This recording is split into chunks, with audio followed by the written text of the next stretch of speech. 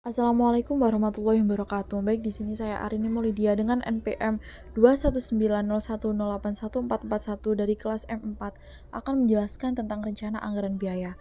Rencana anggaran biaya adalah perkiraan atau perhitungan biaya-biaya yang diperlukan untuk tiap pekerjaan dalam suatu proyek konstruksi sehingga diperoleh biaya total yang diperlukan untuk menyelesaikan proyek tersebut. Kemudian tujuan penyusunan atau pembuatan RAB. Satu, bagi pemilik proyek sebagai patokan untuk penyediaan dana, mengetahui kelayakan dari proyek tersebut dari segi keuangan atau ekonomi, sebagai bahan evaluasi proyek, sebagai dasar pembanding dalam tender atau lelang, penentuan besarnya pajak dan asuransi. Kemudian yang nomor 2, bagi perencana atau konsultan, sebagai bahan perencanaan lebih lanjut, pemilihan alternatif proyek atau luasnya, batasan penggunaan tipe dan kualitas bahan. Kemudian bagi kontraktor, sebagai dasar untuk mengikuti tender dan pengajuan penawaran, dasar perkiraan modal atau dana yang harus disediakan, dan sebagai dasar dalam penyediaan bahan alat tenaga dan waktu untuk pelaksanaan.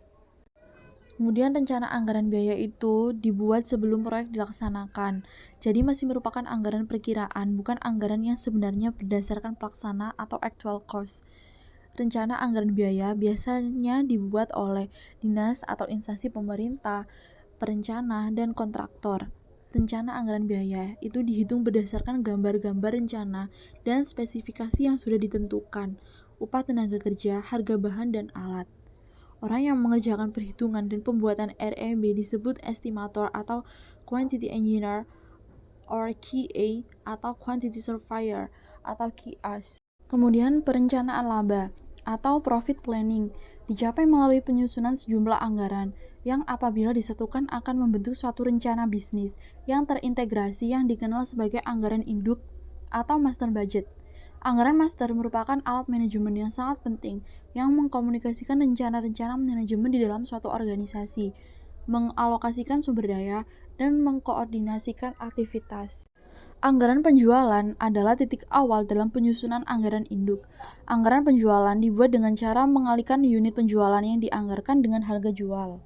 Kemudian anggaran produksi. Anggaran produksi menampilkan jumlah unit yang harus diproduksi selama setiap periode anggaran untuk memenuhi rencana penjualan dan juga untuk menghasilkan persediaan akhir yang signifikan atau yang diinginkan.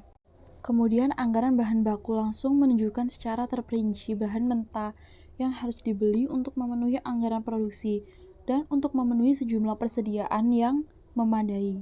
Kemudian anggaran tenaga kerja langsung harus dihitung agar perusahaan tahu apakah jam tenaga kerja yang ada cukup untuk memenuhi kebutuhan produksi. Anggaran overhead manufacture menunjukkan schedule seluruh biaya produksi, selain bahan baku langsung dan tenaga kerja langsung. Biaya overhead manufaktur dipisahkan menjadi komponen biaya tetap dan komponen biaya variabel. Anggaran persediaan akhir barang jadi. Perhitungan ini diperlukan untuk menentukan harga pokok penjualan pada anggaran laporan laba rugi dan untuk mengetahui jumlah yang akan ditampilkan pada akun persediaan di neraca unit-unit yang belum terjual. Kemudian anggaran beban penjualan dan administrasi. Anggaran beban penjualan dan administrasi menunjukkan beban yang dianggarkan selain yang berkaitan dengan pabrik. Di perusahaan besar, anggaran ini merupakan kompilasi dari banyak anggaran lebih kecil yang diserahkan oleh para kepala departemen dan orang lain yang bertanggung jawab atas beban penjualan dan administrasi. Kemudian anggaran kas. Anggaran kas menggabungkan berbagai data yang disusun dalam tahap sebelumnya.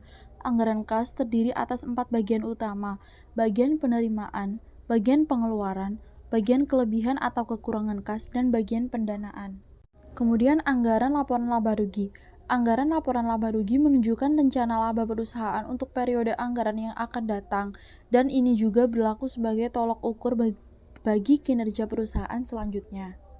Kemudian anggaran neraca. Anggaran neraca disusun dengan memulainya pada neraca awal periode anggaran dan menyesuaikannya dengan data yang terdapat pada berbagai schedule. Baik, untuk selanjutnya saya akan menjelaskan jawaban dari soal yang diberikan. Nomor 1, budget bahan baku. Dalam membuat budget bahan baku, kita harus mengetahui berapa tingkat produksi dan bahan-bahan yang dibutuhkan, yaitu triwulan 1, triwulan kedua, dan seterusnya. Bahan-bahan yang dibutuhkan dalam produksi tersebut membutuhkan 3 bahan, yaitu bahan X, bahan Y dan bahan Z. Dalam membuat satu produk membutuhkan 2 bahan X, 1 bahan Y, dan 2 bahan Z. Dengan begitu, maka kebutuhan akan bahan X yaitu triwulan ke-1 1000 dikali 2 dan hasilnya menjadi 2000. Jadi jumlah kebutuhan bahan baku untuk bahan X dengan tingkat produksi setahun 4750 membutuhkan 9500 bahan X, 4750 bahan Y, dan 9500 bahan Z. Kemudian yang nomor 2, budget biaya bahan baku. Untuk membuat budget biaya bahan baku, kita tinggal mengalihkan saja kebutuhan bahan baku dengan tarifnya. Contohnya bahan X membutuhkan 2000 dan tarif dari bahan X adalah 1000. Jadi tinggal dikalikan saja 2000 dikali 1000 berarti budget triwulan 1 biayanya yaitu 2 juta.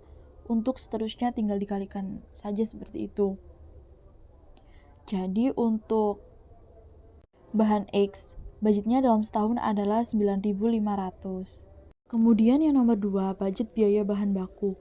Untuk pembuatan budget biaya bahan baku, kita tinggal mengalihkan saja kebutuhan bahan baku dengan tarifnya. Misalnya, bahan X membutuhkan 2000 dan tarif dari bahan X adalah 1000. Jadi tinggal dikalikan 2000 dikali 1000 berarti budget triwulan 1 biayanya yaitu 2 juta. Untuk seterusnya seperti itu. Jadi untuk bahan X, budget dalam setahun adalah 9.500.000.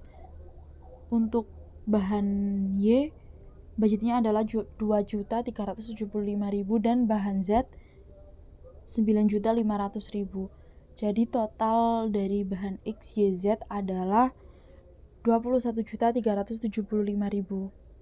Jadi total biaya bahan bakunya adalah 21.375.000.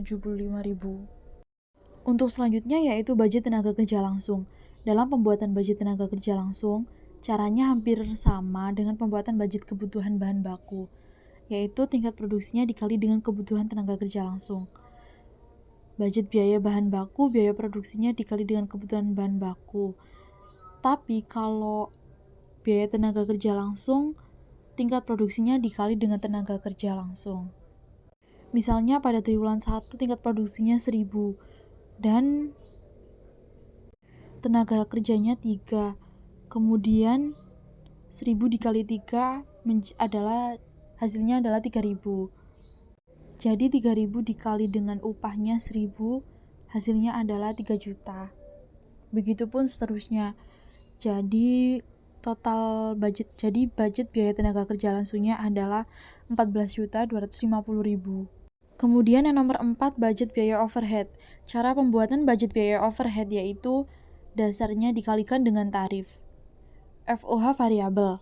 Data yang digunakan untuk FOH variabelnya yaitu menggunakan budget biaya tenaga kerja langsung. Contohnya pada triwulan ke-1 yaitu 3.000. Jadi dasarnya tinggal dikalikan tarif. Misalnya pada triwulan 1 3.000 dikali dengan 500. Dan hasilnya 1.500.000 dan untuk seterusnya tinggal dikalikan seperti itu. Jadi FOH variabelnya adalah 7.125.000. Kemudian untuk FOH tetapnya sama seperti FOH variabel. Jadi data dasarnya dikalikan dengan tarif. Misalnya pada triwulan ke-1 datanya 1000 dan tarifnya 500. Jadi 1000 dikali 500 adalah 500.000. Dan begitupun seterusnya.